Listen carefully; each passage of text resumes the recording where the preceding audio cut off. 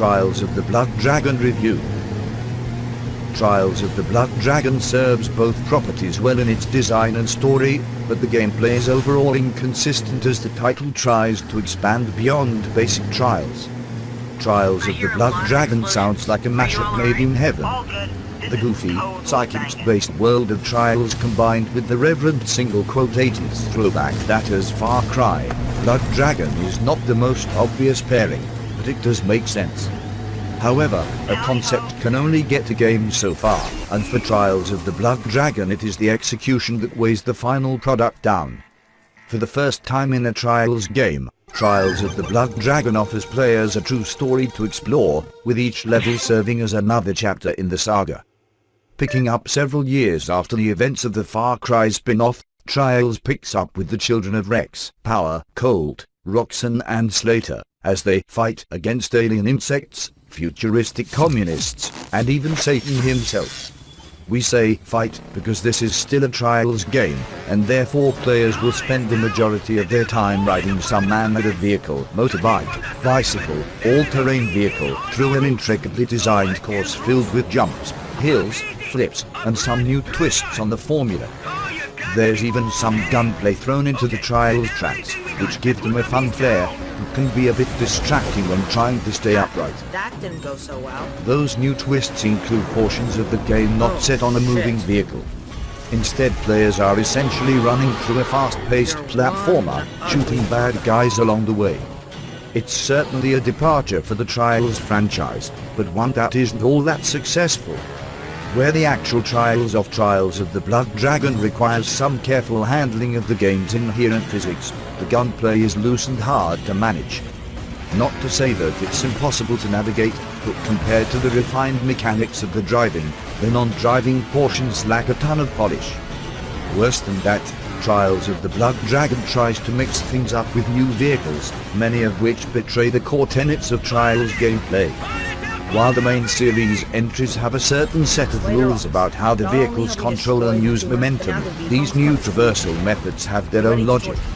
In most instances the new vehicles are fine once players get a handle on the controls, but there are a few jetpack portions that are extremely frustrating. Trials is about giving the player ultimate control, and letting them make the mistakes, but these jetpack levels rip all of that away from the player. That being said, it's hard to knock Trials of the Blood Dragon for trying to deliver something different. The game could have easily been a Trials game with a Blood Dragon wrapper, but the developers at Deadlinht actually tried to blend the two series together in some fun ways. Not all of that blending is successful, but when it is, the game takes on a fun, new identity.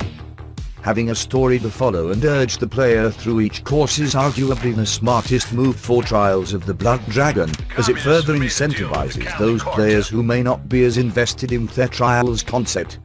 And for the most part the story has that pulpy single-quote 80s vibe that worked so well in Far Cry, Blood Dragon. It even boasts random infomercial interludes that further add to the random humor. Similarly, the design of each level has the right balance of outlandish concept and functional design.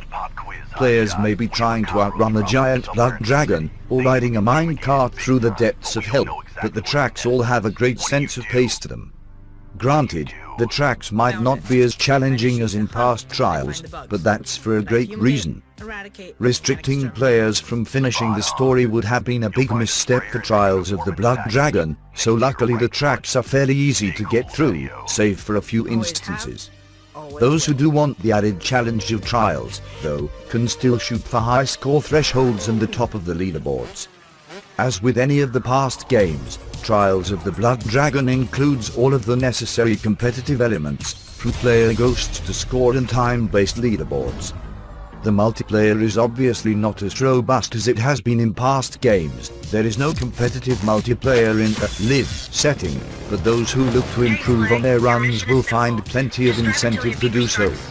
However, that will likely only be true of the truly Trials tracks. The ones that deviate from the formula also lack the spark that makes Trials so addicting.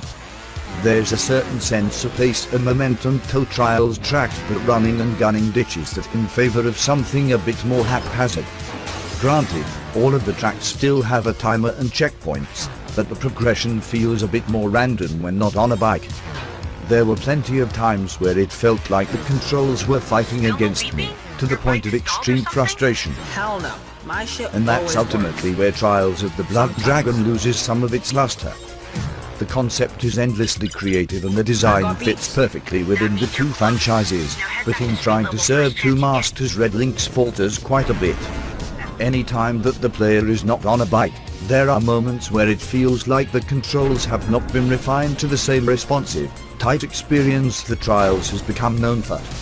It's essentially trying to expand on the Trials framework with gameplay that may not fit into those rule sets. For the most part that's inoffensive, but occasionally, like in the aforementioned jetpack sequences, it can become a huge point of frustration. There are naturally going to be moments where the player feels like there's a deficiency in their own ability, but feeling like there is a deficiency in the controls brings the experience down. It's a shame too, because Trials of the Blood Dragon really goes for it. The game has the look and feel of a Blood Dragon follow-up, and some goofy humor to back that up. Moreover, its trial sections are just as fun as they have ever been, boasting lots of creative tracks, cool flourishes, and plenty of style. But those moments where the game tries to lean too far into the Blood Dragon part of the equation with run and gun gameplay or other variations on the Trials concept are where things fall apart.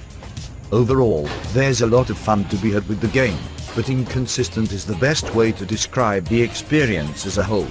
Trials fans will find something to enjoy, and so will Blood Dragon fans, but neither will be wholly satisfied. We're almost there. As soon as you enter the server room, I'll use remote access to disconnect the alarm. Then, it's open sesame.